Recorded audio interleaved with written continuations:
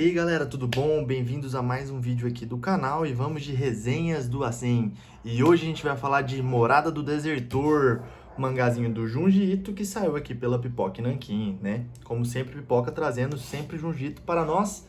E esse aqui faz parte daquela coleção do Masterpiece Collection do Junji Ito, né?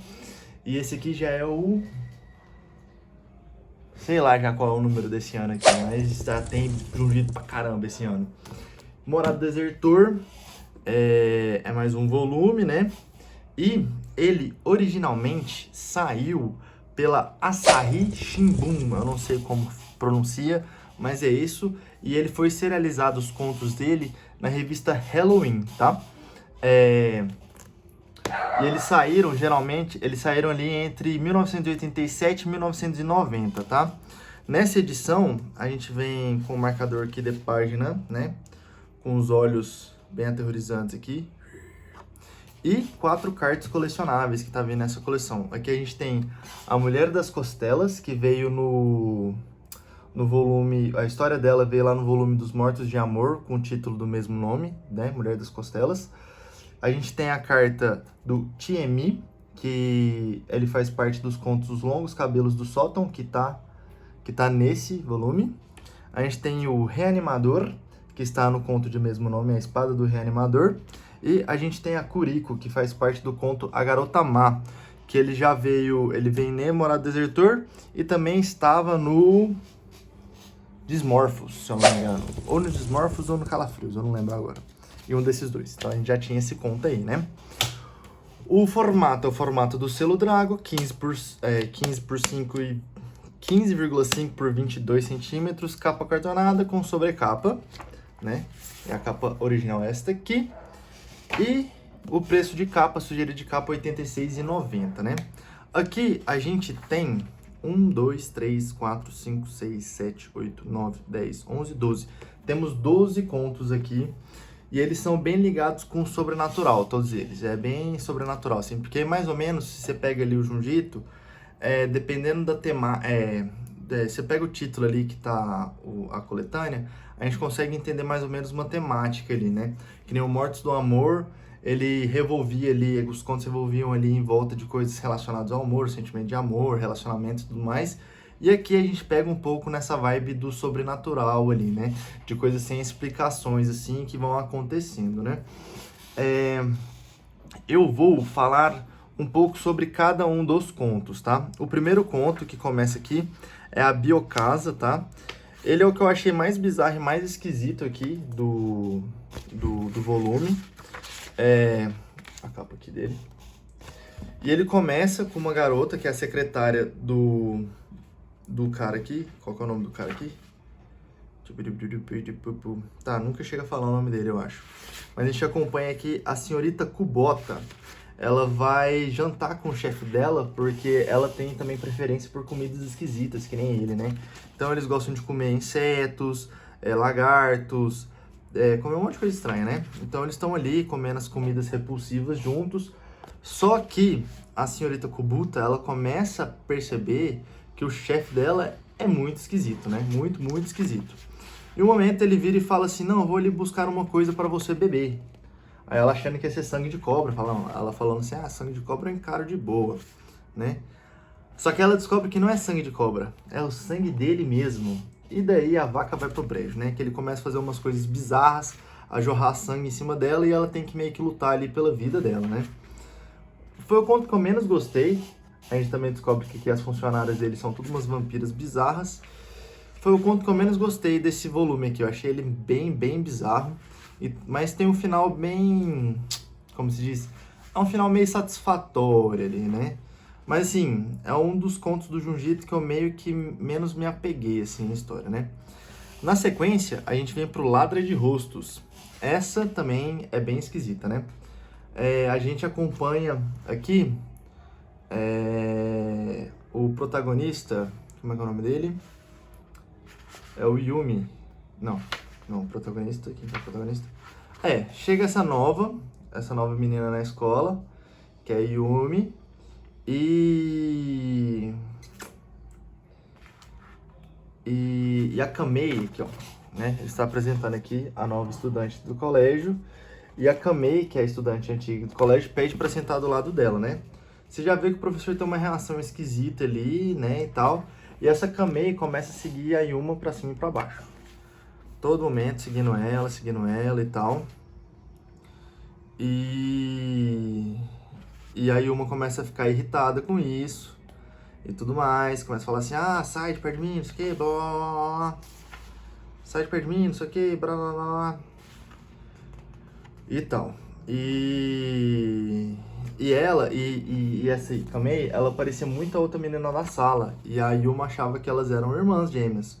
Só que, na verdade, elas não são irmãs nem nada.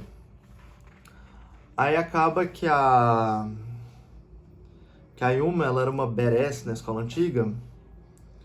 E a Yuma dá uma surra na Kamei e fala assim, ah, para de me seguir, caralho. E tudo mais. E depois chega este menino, que é o Hibino, e ele vai falar com Yuma para contar para ela o que acontece na verdade. E ela descobre que a Kamei, o Hibino conta, que a Kamei, ela vai se transformando na pessoa que ela quer roubar o rosto. Então ela começa a fazer sua metamorfose pra ficar igual a essa pessoa, né? E ela também descobre que, tipo, essa menina nem era estudante na escola, nem nada. Tipo, ela era uma criatura, uma coisa que apareceu lá e fica fazendo isso, fica aparecendo com as pessoas ao passar do tempo. Mas, no final, eles bolam um plano pra tentar acabar com ela e foi bem legal o jeito que eles fizeram isso. Só que o Hibino, mesmo, tipo, ficando incomodado com o que ela faz, ele tenta defender ela, né? Porque, tipo, ela é um ser vivo, na opinião dele, né? Mas tudo bem. Depois a gente vai para o quarto da Modorra.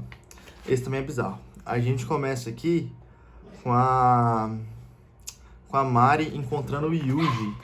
E o Yuji tá bem com uma cara de acabado aqui, bem cansado, bem destruído, assim, né? E ela pergunta o que tá acontecendo. Aí ele fala que tem um outro eu dos mundos dos sonhos dele que tá tentando ir pro mundo real e ele não pode dormir. Porque esse eu do outro mundo fica tentando roubar o lugar dele aqui no mundo real, né? Ele pede ajuda pra Mari pra ficar vigiando ele enquanto ele tá no apartamento, pede pra prender ele e tudo mais. Ela não tá acreditando muito, ela fica com dó e vai lá e desamarra ele. Aí vai e acontece isso. O cara do mundo, o outro eu do mundo dos sonhos, vai saindo pelo avesso dele mesmo, né? Aí ela começa a acreditar e começa a levar mais a sério essa parte de tentar deixar ele acordado, né? Mas, né, como o Jujutsu não tem um final tão agradável. Depois a gente vai para a teoria do diabo, né? A gente começa vendo a Kazumi, uma aluna, indo pular da beirada aqui da escola, né? Cometer suicídio. Ela acaba pulando, né? Infelizmente. E o Okamori pediu pra ela ficar andando com o gravador dele na verdade, ele coloca o gravador dele na bolsa dele pra gravar o encontro dos dois, né? Uma ideia meio esquisita. Só que aí depois ela vai e comete suicídio e ele decide pegar a fita e escutar o que aconteceu. E ele vai escutando e ele vê que chegou uma pessoa e começou a recitar como é o nome dela? Eu vou falar agora há pouco, eu já esqueci. A Kazumi, e começa a falar pra ela sobre isso, sobre que todo mundo tem que morrer e tal, e Chururu tem que morrer e não sei o que, e começa a falar isso pra ela e acaba fazendo uma lavagem cerebral nele. E tem um plot twist no final que é bizarro. Depois a gente vai para os longos cabelos do sótão, que é onde tem a Shiemi, né? A Shiemi, ela chega em casa depois que o namorado terminou com ela. E ela fica bem triste, bem deprimida e tal. Quando ela chega no quarto dela, ela vê que tá tendo uns barulhos no sótão.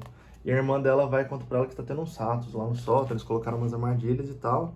E ela fica lá no quarto dela, beleza. Ela dorme. Quando ela acorda, ela percebe que tem um rato enrolado no cabelo dela. Ela entra em pânico e tal, a irmã vai lá, ajuda, ela lava o cabelo, mas ela vira e pede pra irmã trazer as tesouras pra ela cortar o cabelo, né? Porque o cabelo grande que ela tinha feito era só por conta do namorado dela. Ela usava cabelo curto, era totalmente diferente, e ela deixou o cabelo crescer por conta do namorado, né? Quando a irmã vai lá buscar as tesouras e volta, ela acha a irmã decapitada no banheiro. E nem sinal da cabeça, né? É uma tragédia que acontece na família, tudo mais, né? Com o passar do tempo, a irmã dela, o ex-namorado, começa a receber umas ligações com os barulhos estranhos. E a irmã dela para de escutar barulho no sótão e ela quer ver se aconteceu alguma coisa com os ratos do sótão. Só que eles fazem uma descoberta bem bizarra quando chega lá, né? Aí eu vou deixar para vocês terminarem de ler para ver o que aconteceu. Mas é um dos melhores contos aqui desse compilado aqui. Depois a gente vai pro conto Amor Roteirizado, né? Uma nova atriz ali começa a se apaixonar pelo Takahashi, que é um dos produtores ali, e ele acaba terminando com ela e tal, e ele vai e entrega uma fita para ela. A gente vê todo como é que foi a história deles se juntando e tudo mais, e ela vai assistir essa fita depois. E ela percebe que essa fita é uma conversa, é um roteiro que ele foi criando pra pessoa que ele termina sempre poder ficar conversando com ela, né? Isso acaba fazendo ela surtar de vez. Eu gostei muito, achei a premissa muito boa e a andada da personagem até a loucura insana, assim, é muito boa. É muito, muito, muito boa mesmo. Depois a gente vem pra Espada do Reanimador. A gente acompanha o Jiro, que tá procurando umas bolas de luz que eles falam que são as almas são almas descorpadas, né? E eles veem esse fenômeno acontecendo e ele acaba seguindo lá. Quando ele vai seguindo, ele encontra um cara puxando todas essas luzes para ele. E o cara fala, agora que você viu, você não pode sair vivo daqui, você vai correndo atrás dele e ele acaba caindo de um barranco. Mas aí depois ele vai e acorda, né? O vô dele tava morrendo. O vô não, era o pai? O avô dele tava morrendo, mas acabou que do nada ele ficou bom. E ele vê o cara que perseguiu ele aquele dia na casa dele. Ele fica intrigado com isso e ele vai confrontar esse truta. Aí o truta explica o que são os reanimadores e tudo mais, né? Aí a gente tem o fim aí da história também, que é muito bom mesmo. Muito, muito bem feito. A história é uma das melhores histórias do Junji Ito. E o final é louquíssimo. Depois a gente vai pro Coração de Pai, uma das histórias muito boas também. Junji Ito tudo é bom, né? Onde a gente conhece essa família aqui. E depois a gente vai vendo que o irmão mais velho se suicida. E depois a gente vê o irmão mais novo, o irmão do meio fugindo da irmã mais nova, ela com uma expressão esquisita. E vai acontecendo umas coisas mó estranhas. E depois o irmão do meio começa a agir estranho também e acaba se matando também, né? O colega dele começa a ficar mais próximo da irmãzinha caçula. E depois ele descobre toda uma reviravolta, acompanhando tudo. Ele descobre que o pai dessa família, ele incorpora nos filhos e tenta viver a juventude deles. E quando ele cansa, assim, ele meio que se livra dos filhos, né? Bem zoado. Mas é uma história boa também, né? Não sei se tá ficando legal o vídeo desse jeito, mas bora lá. Mas eu gostei bastante. Essa aqui eu li bem rápido também. Eu fiquei com muito pena da menina. Mas, né, Junji Ito é terror e a gente não tem que esperar por finais felizes, né? Infelizmente. Esse é um dos mais longuinhos aqui também, né? Tô tentando evitar mostrar tudo e falar tudo. Depois a gente vai pro Labirinto Insuportável, que também é muito bom. Mexe com essa parte dessas seitas bizarras que aparecem aí, né? Que esse aqui é uma seita dissidente de uma religião e tudo mais, que faz um ritual bizarro, né? E tem até aquela vibe, tipo, tem uns seriados que falam, que às vezes tem, tipo, seriados policiais, assim, às vezes eles falam de umas seitas e tal, aí sempre tem, tipo, uma personagem que se infiltrou na seita, porque o irmão foi pra lá, e aqui também tem uma personagem que faz isso. E eu achei muito legal essa história, o final dela é bem... Você fica, pô, velho, tipo, as meninas se ferraram, né? Tipo, não fala, mas você sabe que elas se ferraram no final das contas. Mas é muito da hora também, tipo, desse volume aqui, todos os contos foram muito bons. Depois a gente vem aqui pra Vila das Sirenes, que esse também é um dos contos mais pesados, que é onde uma cidadezinha ali do interior do Japão ali, meio feudalzinha, né? Que fica até na costa, né? O padre da cidade é morto por um cara lá que falava que era a ressurreição de um padre, aí começa a acontecer, de um demônio, de um bruxo, e começa a acontecer umas coisas bizarras ali na cidade, né? E os filhos do pessoal que foram embora da cidade começaram a receber umas notícias estranhas e tal, e eles resolvem ir pra lá, né? E também tá tendo, tipo, sumiço de bebês, de crianças por todo o Japão e tal. E eles resolvem ir pra lá pra ver o que tá acontecendo. O protagonista aqui, ele encontra que a mãe tá meio estranha e o pai não tá lá. E a dupla dele, que o pai era o prefeito, também ele não tá muito bem, ele tá doente, acamado. Eles descobrem que a igreja tá destruída e tudo mais. E a história vai engrossando, vai engrossando. Eles encontram uma amiga de infância, tipo, toda paralisada em casa e tudo mais, não querendo escutar. E eles descobrem que toda noite tem um barulho da sirene, atrai umas criaturas estranhas e tal. E por aí vai, né? E é aquelas coisas, mistura um pouco desse trem de seita, mas leva para um nível muito mais pesado, assim, bem... Pra quem tem um pouco de... não gosta muito de assunto que relaciona esse trem muito de ocultismo e tudo mais, essa história é um pouquinho pesada. Eu acho que ela é inclusive, eu acho que ela é a mais pesada desse volume aqui, mas eu gostei bastante. Depois vem pra Garota Má, que eu gosto, mas ela me incomoda porque mexe um pouco com criança, assim, no final, né? A gente conhece aqui a Kuriko e ela tá reencontrando... Cadê? A gente conhece a Kuriko aqui e ela tá reencontrando uma paixão, uma paixão não, um amiguinho do passado dela, o Yutaro. E eles estão conversando de como era naquela época e tudo mais, né? E quando ela era pequena, ela não podia brincar. Ela não pôde brincar com os meninos que ela queria brincar. Ela acabou tendo que ficar cuidando do menino mais novo, que era o Naoya.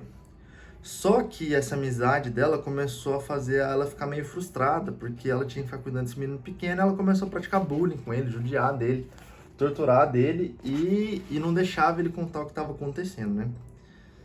Beleza, eles crescem e tudo mais, e muito tempo depois ela acaba reencontrando Naoya, que tá um homem totalmente diferente. Ela se apaixona por ele, eles casam, tem um filho e do nada ele some. E ela acaba virando uma mãe solteira. E ela começa a ficar irritada com o filho, e o filho lembra muito Naoya, e acaba que tudo que ela fazia com Naoya no passado, ela passa a fazer com o filho dela, né? E até o final é bem bizarro e me dá medo do que pode ter acontecido com o menino, né? Ai, desculpa pelos latidos. E por fim, chegamos no A Morada do Desertor, que é o que dá o título a este gibizinho, esse compilado aqui. E a gente acompanha uma família ali, que são 3 irmãos, que estão mantendo um antigo amigo deles, que foi um desertor do exército, escondido ali numa casinha do lado ali da casa deles, né?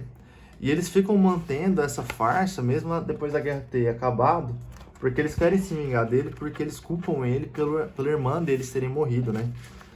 E eles vão culpando e vão torturando psicologicamente esse menino, deixando ele lá preso, sem ter notícia, comendo pouco e tal. Só que no final a gente descobre uma reviravolta que é chocante. Essa aqui é daquelas que daria um ótimo conto de terrorzinho curto, assim, sabe aquele... O Gabinete de Histórias Estranhas do diretor lá, esqueci o nome dele agora, vou colocar a foto dele aqui, do Guilherme Del Toro, daria um ótimo conto desse. Tipo assim, se o Guilherme Del Toro adaptasse isso aqui pra aquele seriado dele, ia ficar maravilhoso, ia ficar muito bom. Pois é, de todo modo, assim, de modo geral, um dos melhores volumes do Junji Ito que já saiu aqui. Desse ano, inclusive, eu acho que é o melhor. Pra mim, eu continuo achando que Tomie é o melhor, eu gosto muito de Tomie. Mas desse ano, dos que saiu, que esse ano já saiu Desmorphos, já saiu Contos Esmagadores e Mortos de Amor e Morada do Desertor. Morada do Desertor é o melhor deste ano, do Junji Ito, de longe. É o melhor. É muito bom, as histórias são pesadas na medida certa. E elas não precisam de uma explicação. É aquele Junji Ito sem explicação. É tipo assim, as coisas acontecem porque acontecem. E eu acho que nem sempre o terror tem que explicar. Eu acho que quando o terror explica, perde um pouco do que assusta ali por trás, né? Que nem você pega a história do longo cabelo, cara, você não entende por que aquilo aconteceu, mas você só aceita e é aterrorizante porque aquilo aconteceu, entendeu? E muito bom, né? Muito bom. Mas, sim, pra quem é meio fraco em relação as coisas muito assustadoras, assim, eu não recomendo tanto, tá? Porque esse aqui é um dos mais pesadinhos do Junji Ito. Mas é isso. Eu não falei no começo do vídeo, mas as descrições de tudo do canal vai estar aqui embaixo, tá? Então, link de compra, link das mídias sociais, tudo aqui embaixo. E quem assistir até o fim, coloque aqui nos comentários qual que é o seu Junji Ito favorito. Pode ser de outra editora, pode ser de todos que já saíram no Brasil.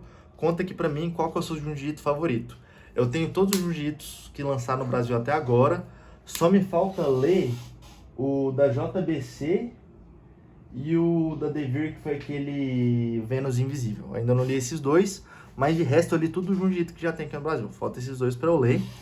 Vou tentar ler logo pra eu fazer no final do ano um vídeo sobre Junji Ito, né? Porque eu já fiz ano passado, quando eu ainda não tava engrenado no canal, mas eu posso fazer de novo, né?